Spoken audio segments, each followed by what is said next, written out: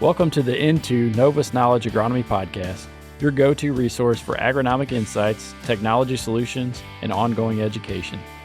At Into, we combine agronomic expertise from soil analysis to best practice application methodologies to provide a holistic view for your yield optimization. Our focus is on practical strategies that improve efficiency and drive better results in the field. Join us for interesting discussions, expert advice, and the latest advancements shaping modern agriculture. Whether you're in the field, on the road, or at your facility, we're here to keep you informed and ahead of the curve. All right. Thanks, everyone, for listening. Welcome to the Into podcast.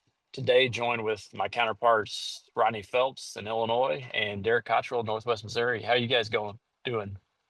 Good, Nick. Guys, if we just want to start off, I know there's a little bit of differences amongst us as far as progress. So if we maybe want to start with Rodney, work our way over to Derek, and then I can finish up. sure. So we're in kind of a weather holding pattern. We're wet. Doesn't sound like we're as wet as maybe Derek is, but we've been getting, quarter inch to half inch pretty regularly, and so now we're, as far as crop progress, I would say very nil. Some early planted beans that guys stuck in, and when I say a 40 here, a 40 there, so nothing, no major acres, they're out of the ground. I was talking to one of the guys yesterday that was able to run some chemistry on sand, but we have a limited amount of that. So we're in one of those springs that just about when you think it's okay, we can get something done, we dump another quarter or a third of an inch of rain and it's wet again. So we're looking probably, the 25th of the month, and I hate to put a date on it because that could all change. But right now we're 10 days out from really dropping the flag and getting things going. Yeah, like Rodney mentioned, we're awful wet at the moment. We got a decent amount of crop that went in very into March and early April there, and we were so dry. The rain that we got this past weekend got soaked up pretty quick, but I had areas getting anywhere from an inch to, I saw up to 2 inches in some places around that Albany, Stanberry area. So that slowed everybody down, and getting rain this morning, tonight maybe, and again Friday. So like Rodney said, we're kind of in that weather holding pattern just a little bit. Now I'm not concerned right now with the crop that's been put into the ground at this point before all this rain came. But I would just, like Rodney put a date on it. I can't put a date on it, but no need to rush back in at this point either and make sure conditions are fit. But we're still probably like Rodney, several days out from really dropping it hard and going hard. So. Appreciate it, Derek. Rodney. For me, it's kind of a tale of two different areas. So not quite the same as you guys. And last year, I was the odd one that was wet for quite a while. This year, it's kind of different in central Missouri, whether you're kind of west central or you're east central. And to the west normally is typically always drier, it seems like most years. But this year has been wetter. And on the east side of the geography, yeah, there's people planting still yesterday. This morning, there's a little bit of sprinkling going on. And depending on what happens tonight, whether they'll be shut down for a couple of days or not, and then good chances of rain on Friday. But some stuff being done to the east, to the west, not so much. There was a little bit of early stuff planted, and that those corn and those beans are pretty much out of the ground for the guys that were off to they're like around the 20th or so of March. That stuff is up, looks good, and even through kind of the 24th, 25th. So some crop up that was planted early, but problem is just not a lot planted in general. And now from what's been planted, most of that is on the east side of the geography. So kind of like you guys, a little bit of a holding pattern, but I think we're closer than what you guys are to rolling. And then wheat crop, we'll talk about that later. But yeah, man, it is blowing through the growth stages well ahead of normal. And we'll get into that a little bit more later. I guess I'll reemphasize too a little bit what Derek kind of alluded to. It is, a lot of people want to panic per se just because the last couple of years we've been so spoiled to get things in. Um, Although my geography, especially to the east side, we had a lot of May planted corn last year, but um, yeah, just good to be patient. We're not late by any means yet. Some cases it feels like it, but on the average, we're not. And no need to do anything uncomfortable just yet. With that said, guys, just there's several things that we could talk about today. I guess one of the things on our mind, just a little bit of a pest update. And I think if we're going to talk about pests, probably the biggest thing or hottest topic right now to me is probably weed control. And Derek, I know you've got some experiences up there. Maybe you want to talk a little bit about, especially when it comes to the burn down, winter annual type things. So I'm going to let you kick it off. Yeah, as far as concerns that I have right now, from what I'm seeing just driving across my territory over the last week or so, it is primarily weed control. I'm not these rains and all the moisture that we're getting. For the most part, we probably needed it, and with our temperatures we've been getting, I'm not too worried. Like I said a minute ago, not too worried about the crop that's already been put in the ground. But one thing I've been noticing is a lot of that crop that got put in, there was some, no-till situations where we're planting into winter annuals and things like that, and then the rain came and we can't get across it with the sprayer, and we're gonna have to start getting pretty aggressive with our burn down herbicides that have, if they haven't taken place yet. I realize some of the fields that I'm seeing that are really greened up with weeds might get hit with tillage, but those that are still not, or that might even have crop up at this point, are pretty quick. And those winter annuals now are getting to the point where they're going to be pretty aggressive and tough to kill. And at this point, can't afford to be skimping on things like rates, whether that be of the herbicide or even adjuvants are going to be key. So I'd encourage everybody, once it dries up and we get back in here, talk to your agronomist or retailer, whoever that may be, and just say, hey, was our planned burn down application, do we need aggressive on an adjuvant, whatever it may be. But when things dry back up, these fields are getting green enough and big enough that we're going to have to get pretty aggressive with our mixes too. Not to mention we got the water hemp summer annuals coming on too. That'll be emerging as well, and that already have. So that's, I guess, what I'd say from that standpoint.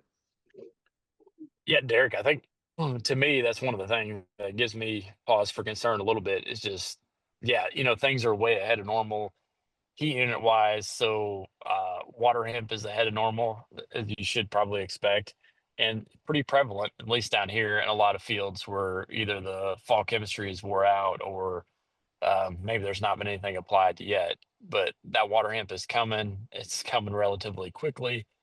You start looking at heat units, we're like 462 heat units ahead of normal from the first of the year, which is crazy, far ahead of normal. Like it would explain why things are way ahead. So yeah, my thing is you got to take care of that water hemp the first time. So to your point, if we were normally going in here, we were ahead of water hemp germination, and we could go in with some lighter post-emergent chemistry and heavier on the residual side. Well, it's like now the water hemp is coming, it's coming thick. You got one shot here. We want to start out clean. So you better slam it pretty hard with a good post-emergence program and a good residual just to layer down to stop the water hemp that's yet to come and to kill the water hemp that's up. And I guess, Rodney, just to flip it back to you, I mean, maybe what are some things folks need to think about if you're got a field where you've got water hemp that's already emerged? How do I handle that? Yeah, so you want a good knockdown in on that water hemp, and to your point, um, this first flush, we know there'll be another flush. So here, it's a good and a bad. The good is it's up, and so we see it and we can get it killed. The bad is we know there's another flush, so we have to make sure that we're using a good chemistry to take it out, plus residual. The other thing I want to throw in there, up here we use a lot of ryegrass for cover crop, And if it hasn't been terminated yet, it is getting very large. It's getting very lush. It's getting very thick. That concerns me. A couple reasons. And one is we got to use a high rate of Roundup and some other things to kill that, terminate it. And it's hard to do that in one pass if especially if you think you're going to put a residual with, because it is so thick. The other thing is we're harboring a lot of moths are laying eggs. There's a lot of bug situation and heavy cover crop like that. And then I go to henbit. We've got a lot of purple henbit just taking over, matting out really good. And so we've got some scenarios building that now's the time when we can go. We have to make sure we've got the chemistry in there and the adjuvant. Derek you both hit on the adjuvant. I had a conversation yesterday with a grower that the adjuvant load, we up the adjuvant load, we up the Roundup rate. We did not deviate from the plan, but we upped the rates because of the weed spectrum, the timing, the heat units, everything that we have talked about is advanced. And so we may only get one shot at this to take care of it. Now we know there's other flushes and all that, but now's the time to make sure that everything's at the full label rates, full adjuvant rates. And even if you the nice thing in this time of year, we can go MSO, we can go hot on oils because we're not worried about burning a crop or anything. So I would err on going oils right now on the burn downs. Yeah, good points, Rodney. You hit on a lot of potential topics there that we can dive into. Maybe just to finish off that water hemp piece, though, I would say just a couple things I would mention. You're 100% right. I mean, be sure we're not cutting back on rates. We need to be utilizing sufficient rates to take out water hemp. And I think about examples like 2,4-D. I mean, you have to follow the plant backs, et cetera, that they call for. But where you might have gotten by with a lighter rate of 2,4-D this time of year, most years, you better up that thing. If you got water hemp out there, you want to totally take it out. So you don't want to skimp on rates. To your point, Rodney, yeah, the adjuvants, you definitely want to go way. And like you said, you can get pretty aggressive because there's no crop up when it comes to oil, et cetera. Be sure that you're utilizing AMS and plenty of it, especially like what you said, those Roundup applications. And I'll just mention too, the fall herbicides have done their job. Fields are remarkably clean, but their total focus is to take care of winter annual weed pressure and to provide you with a timely, with a clean seed bed at planting if we're planting in April or at this point in time. But, we're 400 and some heat units ahead of normal. Those programs are not built to hold back water hemp. They are long since gone. So that means now that water hemp's emerging early, we can't just assume that that field from a fall chemistry is totally clean. Like Derek said, there's a Now, lot of small stuff that's coming.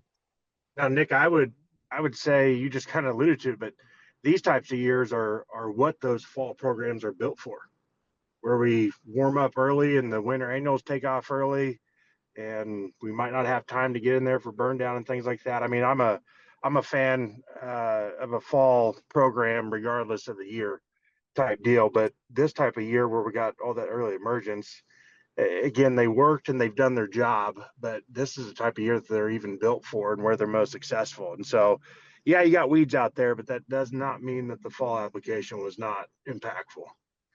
Yeah, you're spot on. I just want people to realize water hemp's coming. Like it doesn't matter if it had fall chemistry down, it's coming.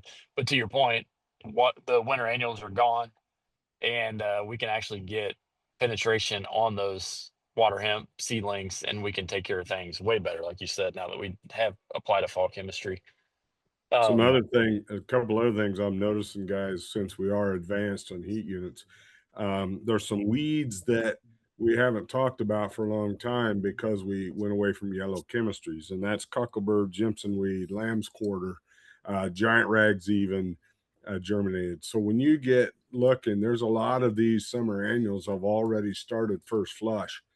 So very critical that you're on, you have labeled rates, your adjuvant, all of that, because you're going to have a very, very good, uh, easier time of killing that first flush, which is a good thing before you plant the crop.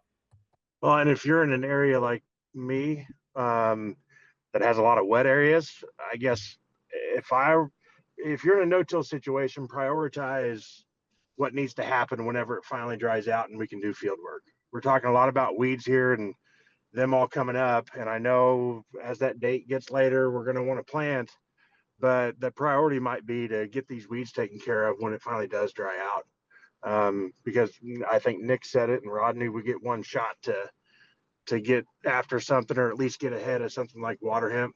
And so if you're in an area that's wet, it dries out. If you can't do both, it'd be hard for me not to take care of the weeds first. It's going to be harder to do in crop.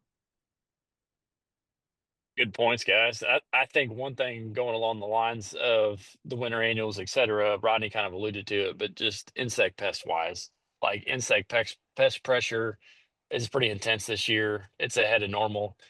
And we shouldn't be surprised with the heat units we've been cranking up, but a lot of black cutworm moth catches in Missouri. They continue to climb up. If you start looking through some of the predicted cutting dates, a lot of them are like towards the first part of May, which means we might intersect with small corn and big cutworms, which is usually not a good thing. A lot of woolly fields out there, as Derek alluded to, those are have attracted the moths. That's where they lay the eggs. Those are the most at-risk fields. I keep my eye on those. And then army worms, those moth catches have been huge. We talked in depth about that last time, so I don't need to go in depth again, but I'll just say, yeah, keep your eye on wheat, keep your eye on any merged corn, grasses. They'll even feed on soybeans if they don't have another preferred host, or as Rodney alluded to, if they get landed in a cover crop and then the cover crop gets terminated, they can move over to the beans too. So I especially keep an eye on it. Wheat, especially, they can do a lot of damage and devour a flag leaf pretty quick, and that flag leaf is a lot of the yield. I mean, a lot. Some folks might say 75% of the yield. So I'd say those are some pests to keep your eyes on, to be watchful about. I do want to go back quickly to the cover crop. So Rodney kind of alluded to it a little bit, talking about termination of cover crops, mentioning about them harboring some of the pests.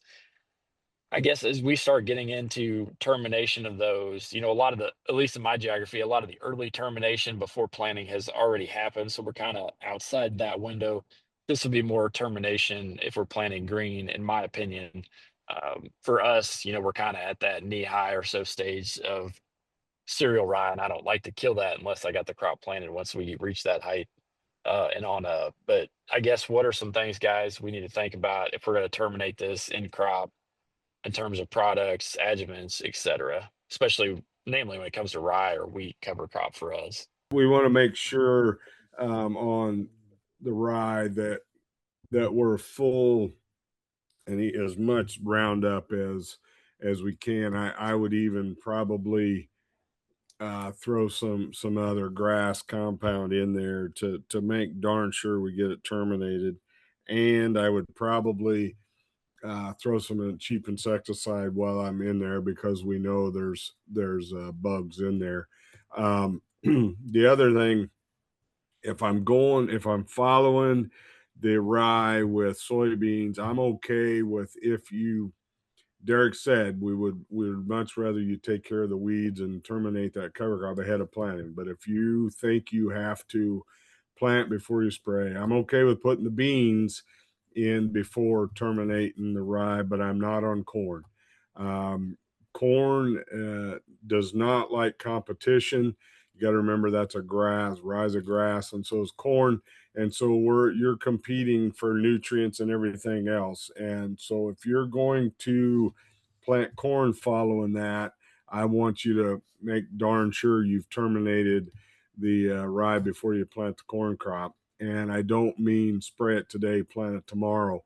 I want 3-4 days ahead of, to let that rye get that chemistry in and start that termination process before you go in and disturb it, because when you start disturbing it, now you've injured that plant, and it's going to take longer to kill it. So make sure on that situation that you have AMS, you've got MSO, you've got everything in there, plus heavy rates of Roundup and others to make sure you take that down. Yeah, that's what Rodney. What I my big thing there that I would just reiterate it is be patient. Again, mechanical damage. These cover crops are a cover crop, but they're essentially a weed at this point that we're trying to kill, right? And just like other weeds, where I guess I see guys fail a lot with termination, is not being patient enough to allow the chemistry to work and get complete death before we go in there. And then now we got the crop planted and we're still trying to go clean up cover crop type deal. So, but I think everything else you were spot on there. Yeah, I mean, you guys hit on it. I don't need to belabor it. I would just mention too, when you start adding there are some products that can be antagonistic to Roundup that you could add in, whether that's atrazine, metribuzin, even Valor, sulfentrazone. Those kind of products can have some antagonism with glyphosate. Not, a cereal rye, it doesn't seem like it takes a lot to kill it, but wheat, as it gets more mature, and we have some guys that do cover crop wheat, it can be more difficult to kill. So, if you're in less than ideal conditions, maybe it makes sense to drop those other products out and go at it with the Yeah, glyphosate. I agree The with you, other Nick. Now I will say a general statement.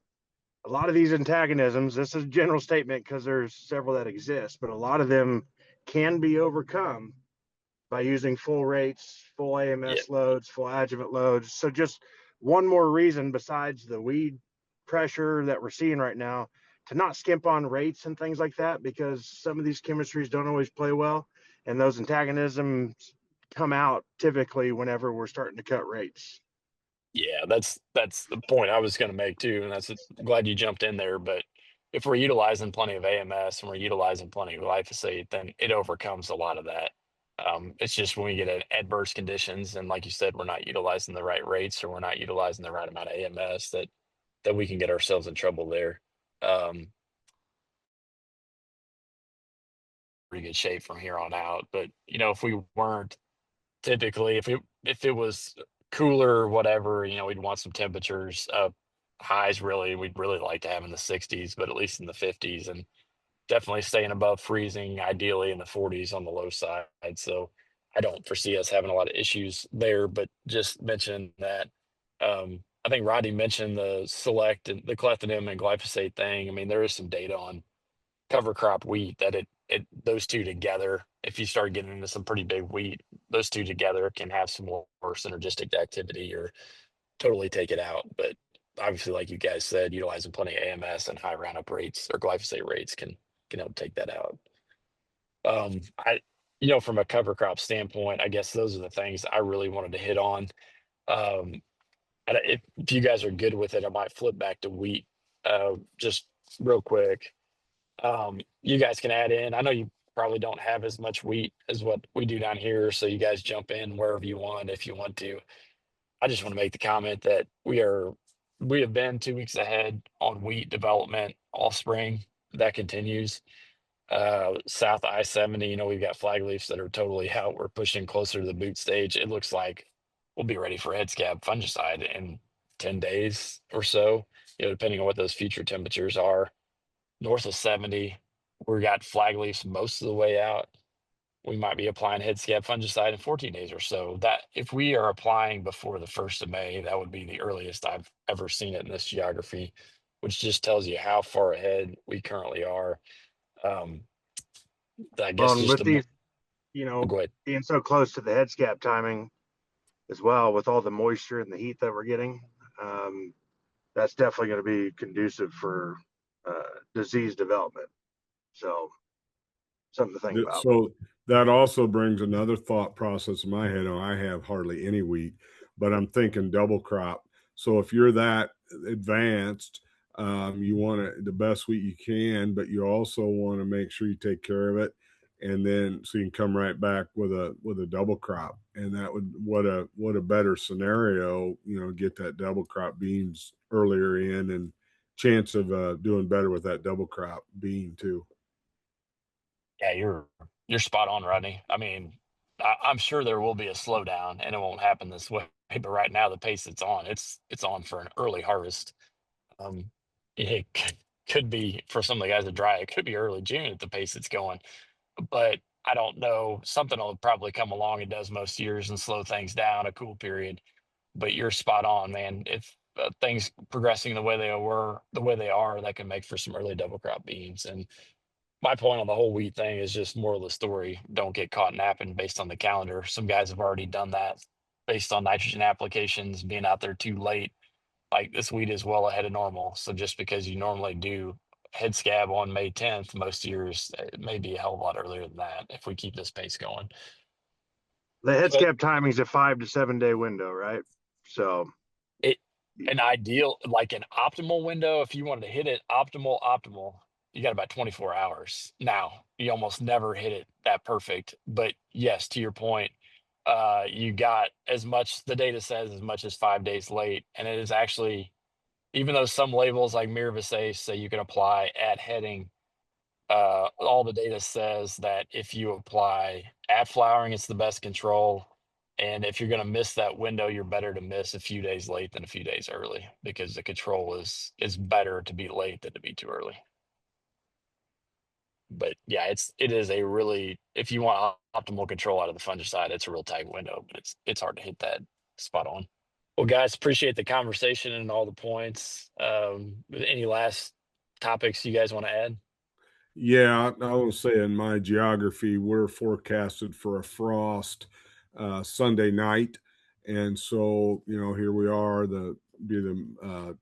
headed towards the end of April, and have a frost event. So remember, that's going to shock the weeds, and so we need to let them recover. Now we are going to probably have some more rain, and so that'll keep us out. But then we'll also have a Mother's Day forecast for a cold temp. So just be cognizant of that. Yes, we are far advanced, but we still have a couple more cold events, and that we got to be cognizant of that also. yeah, I guess my final notes, I agree with everything Rodney said. That would apply to my area as well. My final notes is repetitive on, if you do have moisture, if you're in an area that's getting a lot of rain, make sure we're not rushing back in. We talked about getting one chance to control water hemp. Well, we got one chance to plant a good corn crop too. So we're still plenty early enough. No need to rush back in, but put priority at this point on taking care of the weeds, because they're going to be much harder to battle in season. Good points, guys. And Rodney, you can keep that frost up your way. That would be a bad day for the wheat down this way. Yeah. Appreciate Yeah. appreciate you guys' time. Appreciate everyone listening. We look forward to seeing you next time. Thanks. Thank you for joining us. This podcast is brought to you by Into Novus Knowledge. Please reach out to your Into agronomist if we can help in any way. Join us next time for more in-depth agronomic advice.